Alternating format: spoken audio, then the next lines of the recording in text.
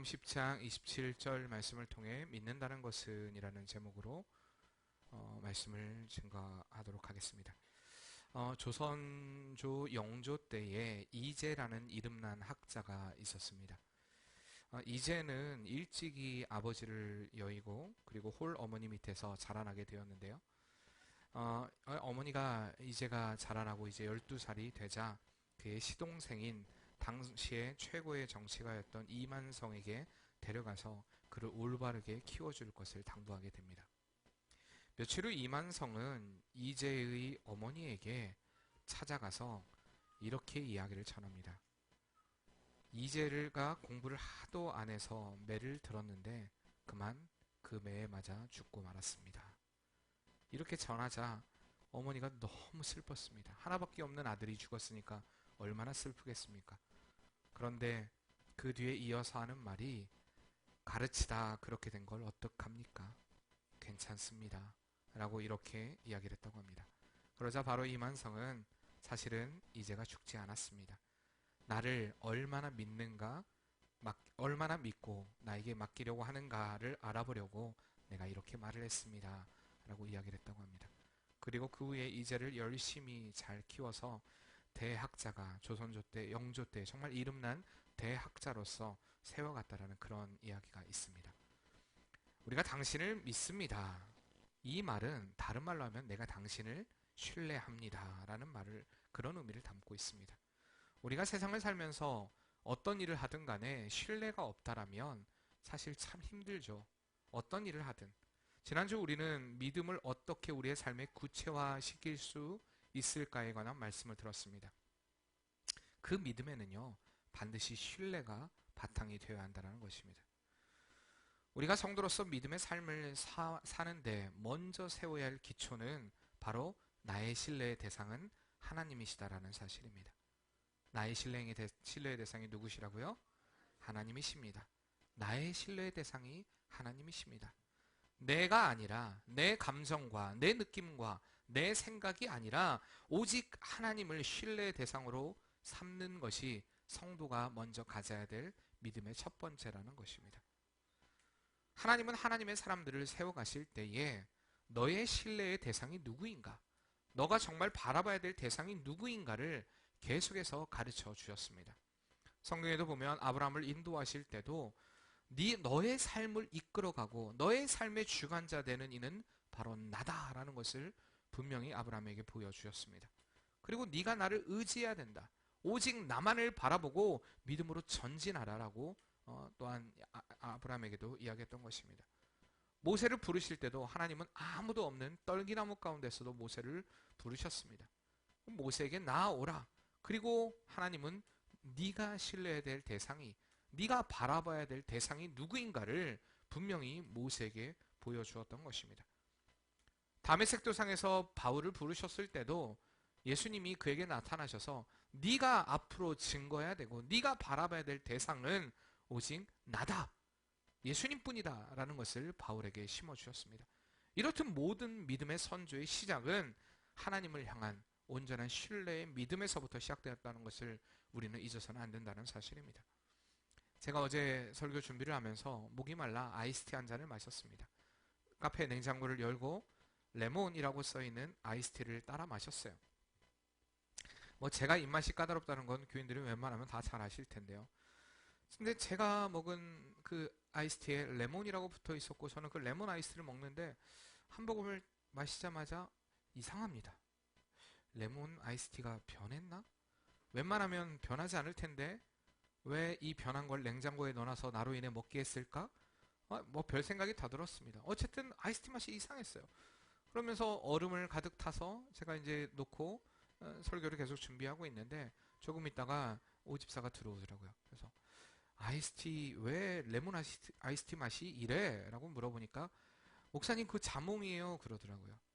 저는 분명히 레몬 아이스티라고 써있는 아이스티를 마셨고 그걸 레몬이라고 생각했지 자몽이라는 생각을 한 번도 해본 적이 없으니까 저는 그게 당연히 레몬이라고 생각을 했고 그거에 신경 쓰는 게 아니라 지금 설교 준비를 하고 있으니까 제 생각은 거기에 가 있었지 목이 말랐을 뿐이었고 근데 우리 예준이는 모르고 그걸 마셔서 딱 마시자마자 자몽이네요 라고 알았다고 하더라고요.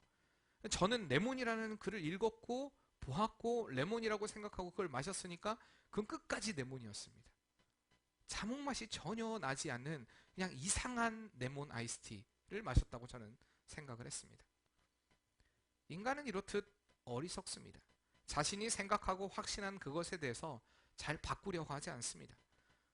평소에 제가 레몬과 자몽을 구분하지 못할 만큼 만약에 여러분들이 레몬과 자몽을 구분하지 못한다면 그분은 평생 요리를 하시면 안 됩니다. 레몬과 자몽은요 완전히 다른 맛이에요. 그렇지 않습니까?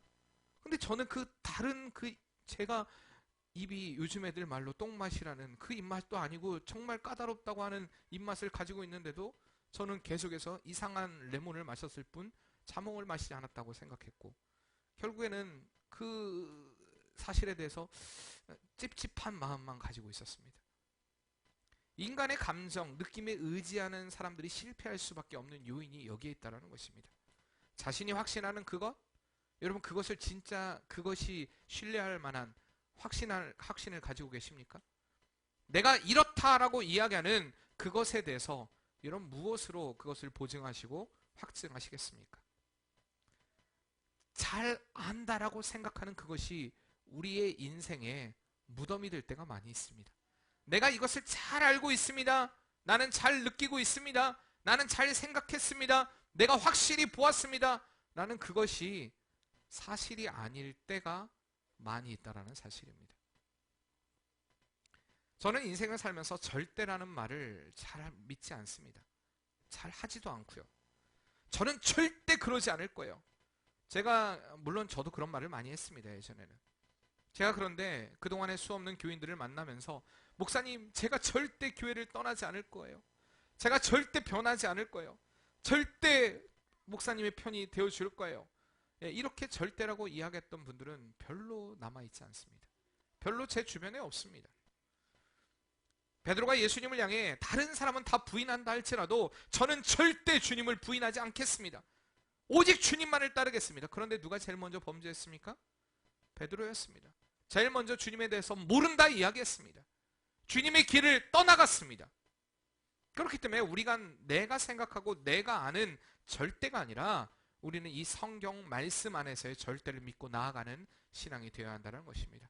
말씀이 이야기하는 절대, 내 감정과 내 느낌과 내 생각이 아니라 내가 바라봐야 될 시각을 오직 주님께 고정하고 내가 들어야 될 주의 음성에 귀를 기울이고 내가 품어야 될 주의 말씀의 의지에 하루하루를 살아가는 그 믿음이 되어야만, 이 신뢰의 믿음이 되어야만 우리의 삶이 승리할 수 있다는 사실을 여러분 절대 잊어서는 안 된다는 것입니다.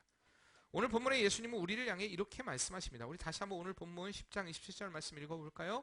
내 양은 내 음성을 들으며 나는 그들을 알며 그들은 나를 따르느니라 라고 이야기합니다. 여기 먼저 주님의 말씀이 뭐로 시작합니까? 내 양은 이라고 시작합니다. 이 말은 곧 우리는 주님의 것이라는 것입니다. 이 말을 직역하면 그 양들은 곧 나의 것들이라는 말입니다. 원어로 직역하면 그래요. 그 양들은 곧 나의 것들. 여기서 나의 것들이라고 쓰인 그 말은요, 헬라어로 에마라는 말입니다. 근데요, 이 의미를 갖는 1인칭 소유 대명사는 에모스라는 말이에요.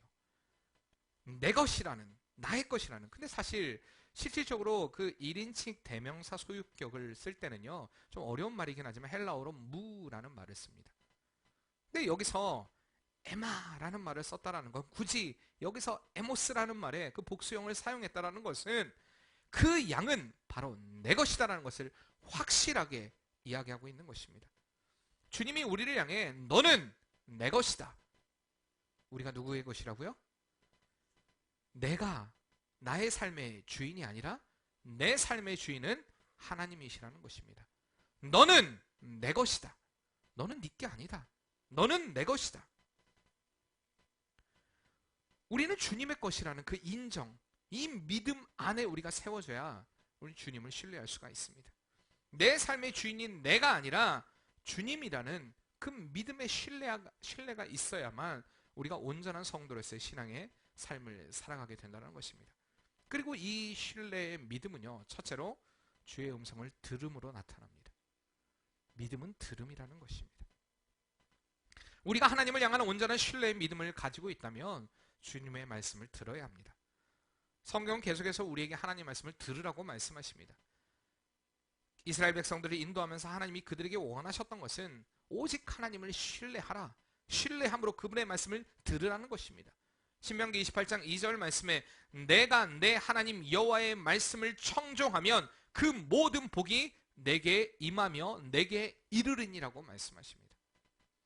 하나님께서 이스라엘 백성들을 출애굽시키시고 그들을 인도하시고 이제 모세가 그들과 함께 가네스 바네아에 이르렀습니다. 가네스 바네아에서 일어났던 큰 사건이 무엇입니까? 먼저 첫 번째 사건이 정탐꾼을 보내게 됩니다. 12명의 정탐꾼을 보내게 됩니다.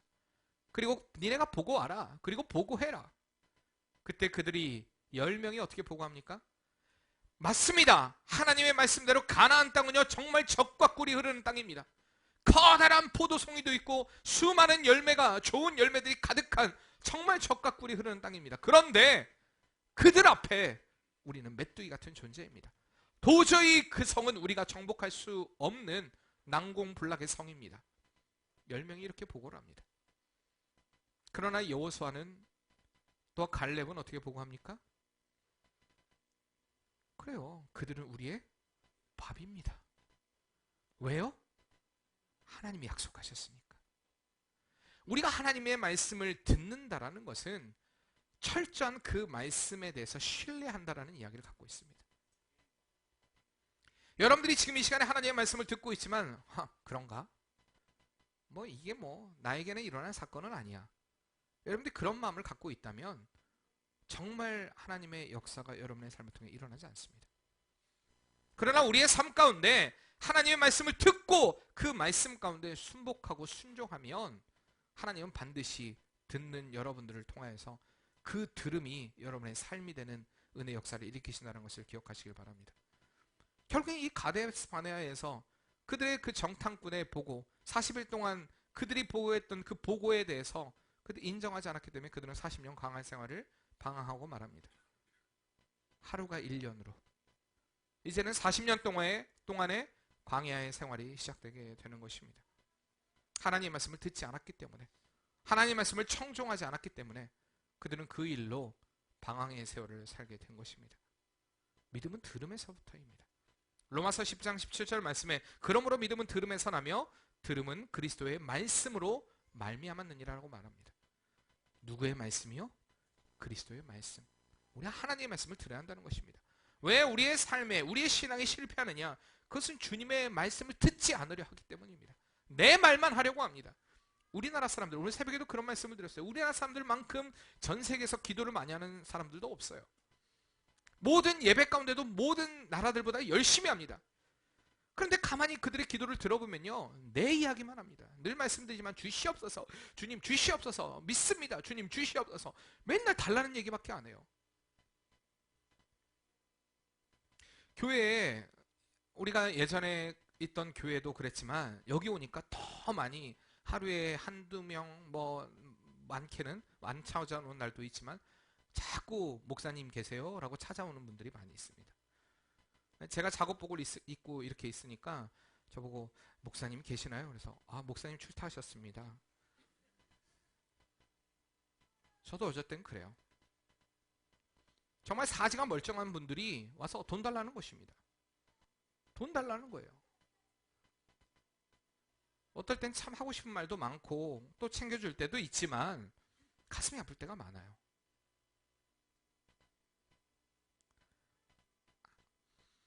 여러분들 잘 생각해 보세요.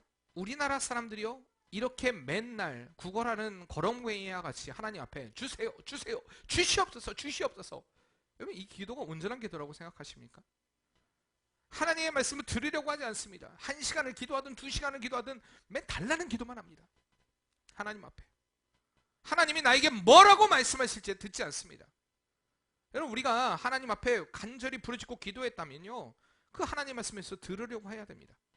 많은 사람들이 찬송과 기도는 잘하려고 하는 것 같은데 하나님 말씀 앞에서는 그들은 좁니다. 말씀이 들려오지 않습니다. 하나님의 말씀에 관심이 없습니다. 왜 그렇습니까? 들으려 하지 않습니다. 내 이야기하는 것만 좋아합니다. 내 감정, 내 느낌, 이것에만 충실합니다. 그러나 하나님은 하나님의 백성을 향해 계속해서 듣도록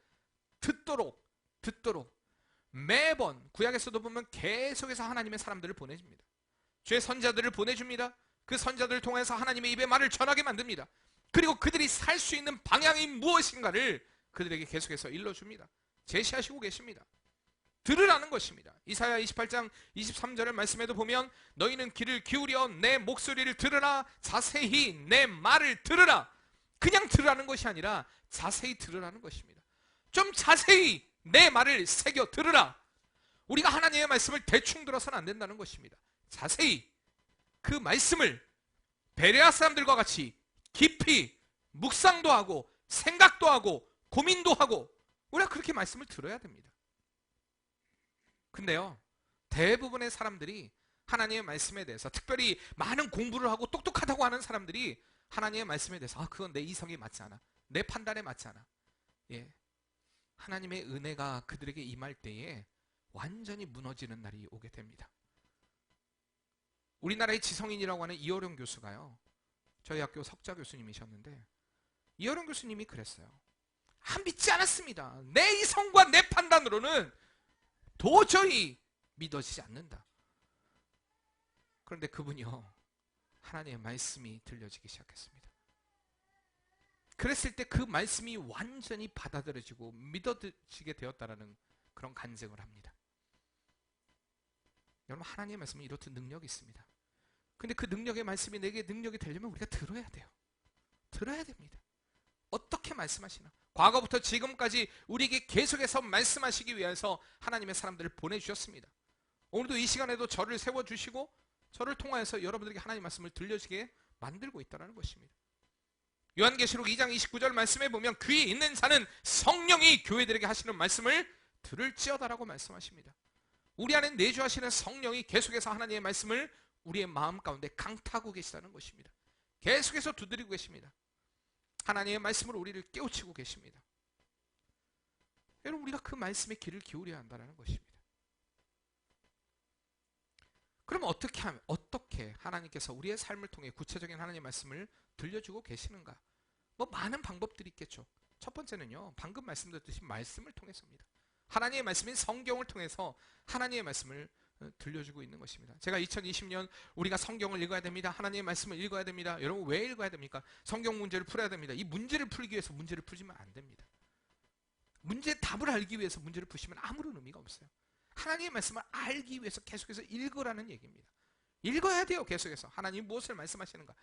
우리 학생 청년들, 아무리 여러분들이 하나님을 찬양한다, 악기를 연주한다, 아무 소용없습니다. 하나님의 말씀 안에 여러분이 거하지 못한다면, 하나님의 말씀 붙잡고 기도하지 않는다면, 사실 솔직히 생각해 보세요. 우리 교회 어른이라고 하는 분들, 아이들과 같이 찬양도 하시고 악기도 연주하시고 날마다 찬양도 하고 계십니까? 그것도 안 하고 말씀도 안 읽고 있지 않습니까? 여러분, 생각해 보세요. 우리의 삶을 통해 과연 하나님 앞에 어떠한 모습으로 하나님의 말씀을 들으려고 하는가를 여러분 깊이 있게 좀 생각해 보시라고요. 나는 바빠요. 나는 분주해요. 난 할 일이 많아요. 그런데 주님은 그 가운데 말씀하십니다. 들으라. 듣기 위해서 하나님의 말씀을 읽어야 됩니다. 왜? 그 가운데 하나님 말씀하시기 때문입니다. 말씀을 읽다 보면 하나님의 말씀이 내게 들려옵니다.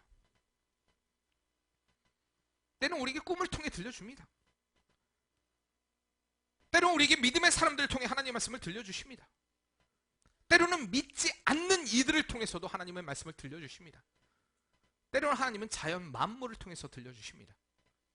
이 세계가 지금 돌아가고 있는, 우리가 지금 코로나19로 인하여서 많은 사람들이 고통을 당하고 있는데 이 가운데도 분명히 하나님의 음성이 있다는 사실입니다.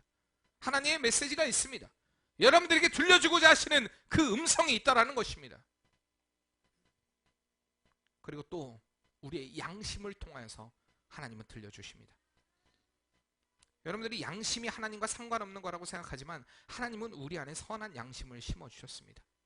하나님의 사람은요, 반드시 그 선한 양심의 뜻을 따라야 합니다. 이 말을 굉장히 이상하게 생각하는 사람도 있어요. 여러분들 안에 선한 양심이 있습니다. 분명히 디모데전서 1장 19절 말씀에도 믿음과 착한 양심을 가지라. 어떤 이들은 이 양심을 버렸고 그 믿음에 관하여는 파산하였느니라. 로마서에도 양심에 관한 이야기를 많이 하고 있습니다. 우리에게 하나님이 선한 양심을 주셨다는 것입니다. 그 하나님의 선한 양심의 소리를 듣는 은혜가 있길 바랍니다. 분명히 우리 안에 주신 마음이 있어요. 하나님의 마음, 특별히 여러분들이 하나님의 사람이라면 하나님이 그 선한 양심으로 우리의 마음을 강타하십니다. 물론 우리 안에 내주하시는 그 성령의 은혜의 역사를 통해서 우리 안에 계속해서 요동치게 만들어 주십니다. 이 밖에도 여러 방법으로 하나님은 하나님의 뜻과 말씀을 우리에게 전해주신다는 것입니다. 오늘 우리가 이렇게 드리는 예배 가운데, 우리가 드리는 찬양 가운데, 우리가 듣는 말씀 가운데 하나님 분명히 하나님의 음성을 들려주십니다.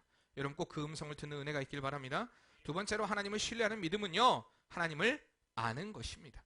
오늘 본문 다시 한번 보면은, 다시 한번 읽어볼까요? 10장 27절 말씀입니다. 내 양은 내 음성을 들으며 나는 그들을 알며 그들은 나를 따르느니라 라고 말씀하십니다. 두 번째가 무엇입니까? 나는 그들을 안다라고 이야기합니다. 주님은 나를 안다라고 얘기합니다. 이 안다라는 말은 기노스코라는 말인데, 안다라는 말은 그냥 알미 아니라 관찰과 경험을 통해서 내가 너를 안다라는 이야기입니다. 그러니까 하나님께서는요, 양인 성도들을 큰 관심과 세밀한 관심, 이것으로 우리를 지켜보고 계신다는 것입니다. 그러니까 성경에서 이야기하는 알미라는 그 단어는요, 그냥 지식적인 알을 이야기하는 것이 아닙니다. 경험적인 알미입니다. 우리가 하나님을 안다라는 것, 우리가 주님이 우리를 안다라는 것은 내 이름을 알고, 내 나이를 알고, 내가 사는 곳을 알고, 내 직업을 알고, 이 알미 아니라 내 생각을 하시고, 내 중심을 관찰하시고, 내 뜻을 아시고, 내 계획을 아시고, 내 의도를 아시는 등 내 전부를 알고 있다는 이야기입니다. 어떻게 주님이 우리를 이렇게 잘 알고 계실까요? 바로 나를 창조하신 분이시기 때문입니다. 주님이 나를 안다? 여러분들은 이 말이 어떻게 들리십니까? 저는 어떨 때는 이 말이 공포스럽게 느껴질 때도 있었습니다. 내가 추잡한 생각을 하고 있을 때 주님이 나를 아신다고? 아무도 모르게 내가 죄 가운데 있을 때에 주님이 나를 알고 계신다고? 내가 주님을 향해 원망하는 그 순간에도 주님이 나를 알고 계신다고? 내가 속으로 다른 사람을 욕하고 비난하고 힐난하는 그 순간에도 주님이 나를 아신다고? 여러분 이런 생각 안 해보셨습니까? 주님이 나를 안다라는 것을 그냥 여러분 관념적으로 자꾸 생각하지 마시고요, 여러분의 삶에 좀 깊이 있게 생각해 보시길 바랍니다. 주님이 나를 안다. 한번 옆에 분들 한번 바라보세요. 옆에 사람 눈을 한번 마주쳐 보세요. 한 사람씩 눈을 잠깐 한 10초 정도 마주쳐 보세요. 자, 10초를 자, 가만히 보세요. 자, 지금 그 사람이 무슨 생각하고 있습니까? 만약에 여러분들 생각해 보세요. 제가 옛날에 보았던 영화 중에 브루스 올마이티라는 영화가 있습니다. 어느 날부터 사람들의 음성이 들려오기 시작합니다. 무슨 음성이 들리냐? 기도하는 음성이 들려옵니다. 나 이것도 해결해 주세요. 이것도 해결해 주세요. 이것도 해결해 주세요. 브루스 올마이티의 그 주연이 그 하나님의 그 자기가 하나님처럼 그 음성을 듣게 되고 그 문제를 해결하다가 이제 지치고 나가 떨어지는, 야, 신의 자리가 힘든 자리구나. 그런 내용이 있어요. 그 인간의 생각이죠. 하나님은요, 여러분들이 각가지, 지금 여기에 참석한 여러분들이 각가지 소원을 가지고 여기서 한 사람씩 이야기해도 거의 1000개의 소리입니다. 한 사람이 10개 이상을 우리가 생각한다 해도 1000개 정도 돼요. 그 이상의 생각을 우리가 갖고 있고 이야기한다 해도, 그럼 우리 맑은 샘교회, 이 작은 교회의 소원도 들어주시려고 해도 힘들겠구나. 하나님 그런 분 아니시라는 것입니다. 그건 인간적인 생각이에요. 하나님 모든 거 다 알고 계세요. 아까 옆에 분들하고 바라봤는데, 만약에 그 사람의 생각을 내가 안다고 생각해 보세요. 근데 그 사람이 나를 바라보면서, 진짜 못생겼구만. 오늘은 세수도 안 하고 왔네. 머리는 왜 이 모양이야? 야, 진짜 꼴 보기 싫게 생겼다. 만약에 옆에 사람을 보면서 막 그런 생각을 내한테 들려온다고 생각해 보세요. 여러분 다른 사람의 생각을, 저는 어릴 때 가끔 생각했어요. 나에게 다른 사람의 생각이 들려오면 얼마나 좋을까. 이런 생각을 할 때가 있었습니다. 중학교 1학년 때. 그런 생각을 한 적이 있어요. 도저히 사람의 속을, 사람의 마음을 모르겠다. 제가 중학교 1학년 때 심각하게 느꼈던 사춘기였습니다. 속을 모르겠다. 그래서 제가 생각했어요. 말을 하지 말자. 중학교 때 제 책상에 제 인생의 슬로건, 신조는요, 말을 하지 말자였습니다. 웃기죠. 왜 그랬는지는 다음에 제가 또 기회가 되면 또 얘기할 거예요. 근데 여러분 생각해 보세요.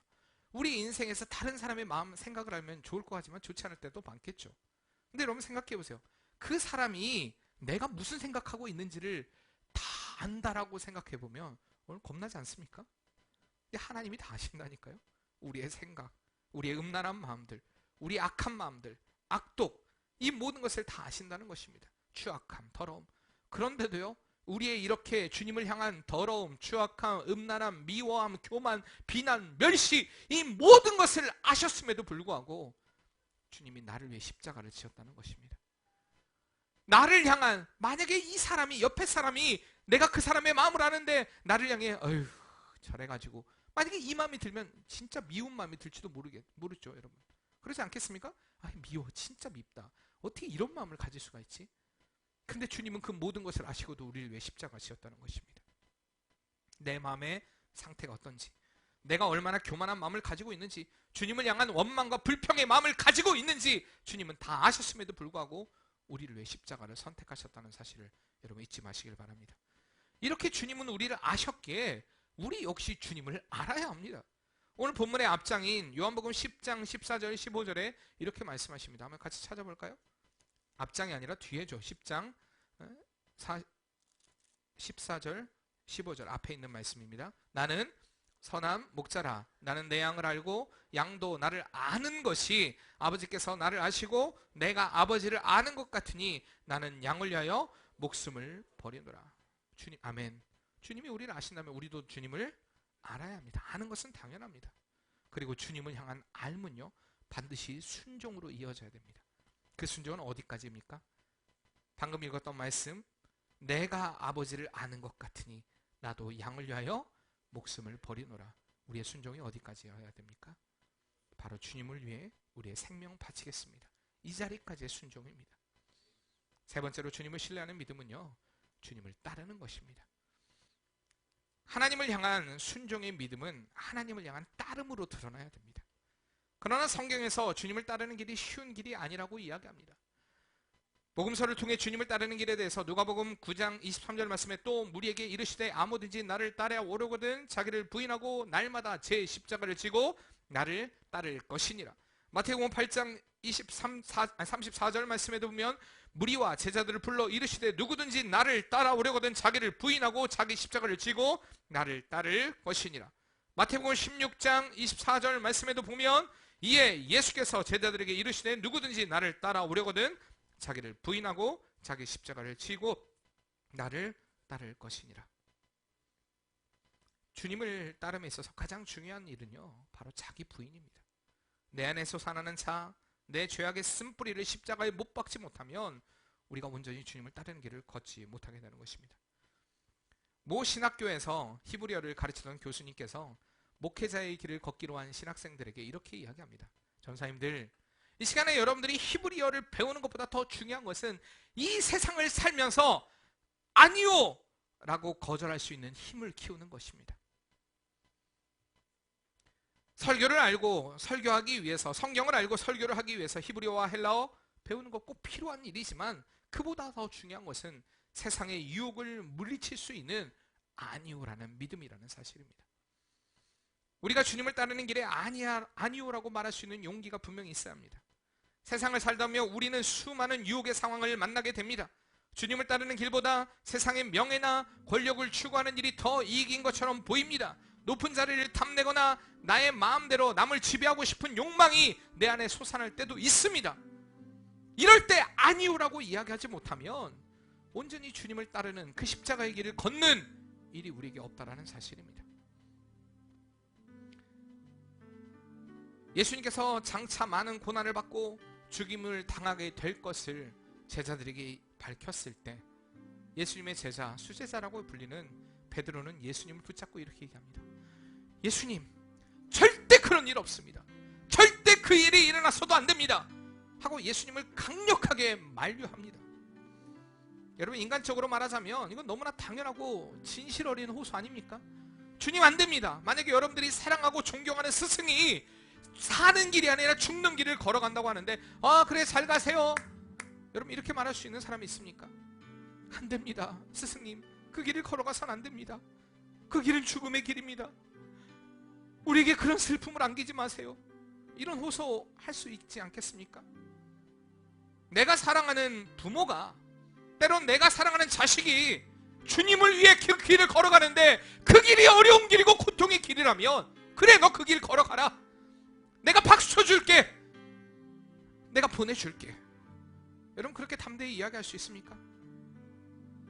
한 번만 눈 질끈 감으면 그의 길이 인간적으로 보면 승승장구하고 대로가 열릴 것 같은 그 길인데, 그 길 앞에서 그래, 너 믿음의 편을 선택해라 라고 여러분 그렇게 말씀할 수 있겠습니까?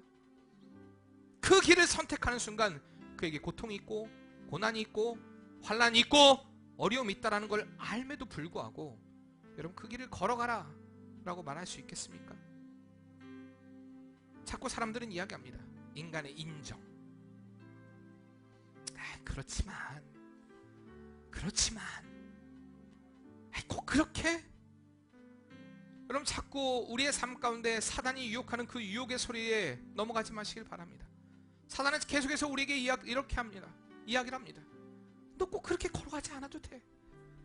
아담과 하와를 유혹했던 것처럼 네가 그것을 먹는 그 순간에 너희 눈이 밝아져 하나님같이 되리라. 자꾸 우리에게 이렇게 유혹을 합니다. 너 한 번만 눈 감아. 그러면 너의 인생이 풀리게 될 거야. 야, 그런 다음에 이제 하나님의 영광을 위해 좀 살아. 그럼 더 화려하지 않아? 이게 바로 자유주의 신학입니다. 그러나 우리의 보수의 신학은 그렇지 않습니다. 그 길이 죽는 길이 아니어도 십자가의 길이라면 그 길을 걸어가야 해. 믿음의 길을 가야 해. 그 길이 생명의 길이야. 그 길이 영원한 천국의 길이야. 그 길이 주님이 인정하는 그 길이야. 너 그 길을 걸어가야 해. 이것이 바로 믿음의 사람인, 주님을 따르는, 주님을 신뢰하는 믿음의 길을 걷기를 원하는 우리의 삶이 되어야 할 줄 믿습니다. 이런 베드로의 만류에 불구하고 이 만류에 주님의 응답이 무엇이었는지 아십니까? 마태복음 16장 23절 말씀입니다. 예수께서 돌이켜 베드로에게 이르시되 사단아 내 뒤로 물러가라. 너는 나를 넘어지게 하는 자로다. 내가 하나님의 일을 생각하지 아니하고 도리어 사람의 일을 생각하는도다. 예수님도 연약하셨습니다. 예수님도 인간이셨기 때문에 베드로의 그 말이 얼마나 달콤한 말입니까? 근데 주님은 그 말 앞에서 사단아 내 뒤로 물러가라. 여러분 이 믿음으로 서실 수 있겠습니까? 사단아 내 뒤로 물러가라. 우리가 우리의 유혹 앞에서 여러분 담대하게 이렇게 외칠 수 있겠습니까? 이게 진짜 믿음입니다. 이게 진짜 믿음입니다. 나를 방해하는, 하나님 앞에 온전히 서게 하지 못하는 사단아 내 뒤로 물러가라. 여러분 예배 가운데도 늘 이렇게 외쳐야 됩니다. 사단아 내 뒤로 물러가라. 나를 유혹하는 모든 요소들아 내 뒤로 물러갈지어다. 우리가 오직 그 하나님의 음성, 하나님의 개입, 하나님의 그 은혜, 여러분 이것을 힘입으려면요 그 모든 것을 다 내려놓아야 합니다. 사랑하는 성도님들, 주님이 인정이 없어서 이렇게 말하셨을까요? 베드로가 싫어서 이렇게 말씀하셨을까요? 자꾸 여러분 주님 앞에서 내 뜻, 내 생각, 내 감정 이런 거 자꾸 개입하지 마시길 바랍니다. 우리가 세상을 살면서 유혹을 향해 아니오라고 말할 수 있는 길은요 하나님의 일을 사람의 일을 생각하지 않고 하나님의 일을 생각하는 진짜 성도이고, 이것이 바로 주님을 신뢰함으로 따르는 길이라는 사실을 잊지 마시길 바랍니다. 여러분 꼭 아니오할 수 있길 바랍니다. 세상을 향해, 나를 향해, 내가 일어서는 그 일을 향해. 제가 이번에 사고가 당했습니다. 사고가 났어요. 사고가 나가지고 합의를 봐야 되는데 자꾸 사람들이 이야기해요. 제가 아는 보험사에서 계속 전화를 해서 아우 왜 그거에 합의를 해줬어요? 왜 그 사람들은 완전히 봉 잡은 거네요. 네, 그 봉 잡은 그 사실로 인하여서 예수님 붙잡을 수 있으면 저는 좋겠습니다. 제 심정이었습니다. 제가 인간적으로 저 돈 좋아합니다. 충분히 제 상태 가운데 어떠한 합의금을 받을 수 있는지 저도 충분히 알고 있습니다. 저 그런 계산 잘합니다. 그래서 딱 한 가지 생각했어요. 주님, 이 사람이 어느 날 어느 순간에 유튜브를 보든 아니면 교회를 찾아왔는데 그때 그 합의를 막 안 해주고 나한테 그렇게 돈을 많이 요구했던 그 목사님이네. 제가 목사이기 때문에 그 일을 선택한 것이 아니라 여러분 모두에 마찬가지입니다. 야, 그때 나한테 그렇게 악랄하게 했던 그 사람이 이 교회 성도네? 맑은 샘교회 성도네? 여러분 이 말 듣고 싶습니까? 그러면서 우리가 주님의 길을 따라간다고요? 그러면서 자꾸 인간적으로 뭐 이러니 저러니. 여러분 세상에 봉 잡지 마시고요, 주님 잡으시길 바랍니다. 이게 바로 봉 잡는 길이에요. 자꾸 세상의 유혹 안에 여러분들을 넘어뜨리는 그 유혹 안에 길을 기울이지 마시길 바랍니다. 오직 주님 붙잡고, 요한계시록 22장 7절 말씀에 보라, 내가 속히 오리니 이 두루마기의 예언의 말씀을 지키는 자는 복이 있느니라. 아멘. 주님을 따르는 길은요, 주님의 말씀을 지키는 것입니다. 오늘 우리에게 주신 말씀은 분명합니다. 우리는 주님의 것이라는 사실입니다. 주님의 것인 우리는 주의 음성을 들어야 하고 주님을 알아야 하고 주님을 따르는 믿음의 삶을 살아야 합니다. 어떤 시련의 순간이 와도, 어떤 유혹이 온다 할지라도, 어떤 환난의 순간이 온다 할지라도 우리의 목자 되신 주님을 신뢰함으로 믿음의 길을 걷는 복된 성도의 삶이 되시길 바랍니다. 모두가 세상의 길을 따른다 할지라도 예스! 하면서 그 길을 걸어간다 할지라도 아니요! 나는 주님의 길을 걸어가겠습니다. 주님만이 나의 생명이십니다. 라고 이 시대를 향해 외칠 수 있는 복된 성도의 삶이 되시기를 바랍니다. 말씀을 기억하며 우리 같이 찬양하겠습니다. 우리는 주님의 거룩한 신부 되어 사랑의 노래를 주님께 드리어라. 열방이 주님께 모두 다 무릎 꿇고 영광의 찬양을 주님께 드리어라. 우리는 주 능력으로 일어서리, 능력으로 우리는 주 영광으로 나아가리. 믿음의 방패 들고서, 믿음의 방패 들고서 능력의 주만 바라보면서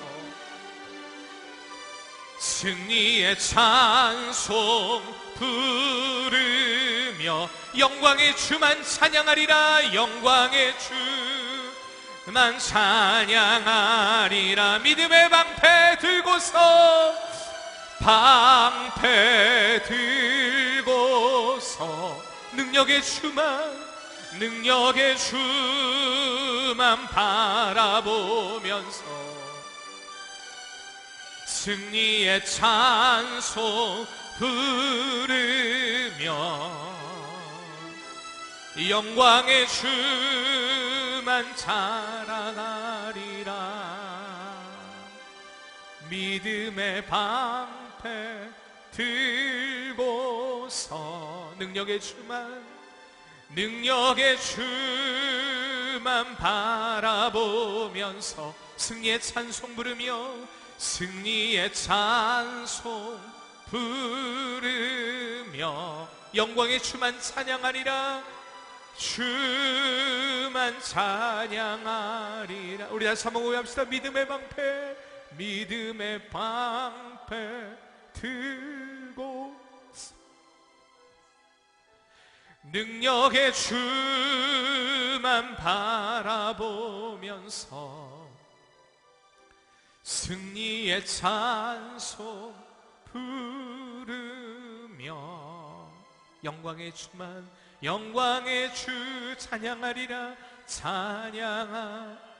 우리가 시간같이 기도할 때 하나님 믿음의 방패를 높이 들길 원합니다. 능력의 주만 바라보길 원합니다. 승리의 찬송만을 부르길 원합니다. 영광의 주님만을 찬양하길 원합니다. 주님이 걸어가신 그 길을 우리가 따라 우리가 주의 음성을 듣고 주님을 알고 주님을 따르는 믿음의 삶이 되길 원합니다. 오직 주님을 신뢰함으로 이 세상을 향해, 이 세상의 유혹을 향해 아니오라고 외칠 수 있는 믿음의 삶의 역사가 우리의 삶 가운데 이루어지게 도와주시옵소서. 우리 다 같이 이 시간에 주여 한번 부르짖고 우리의 두 손을 높이 들고 간절한 마음으로 기도하겠습니다.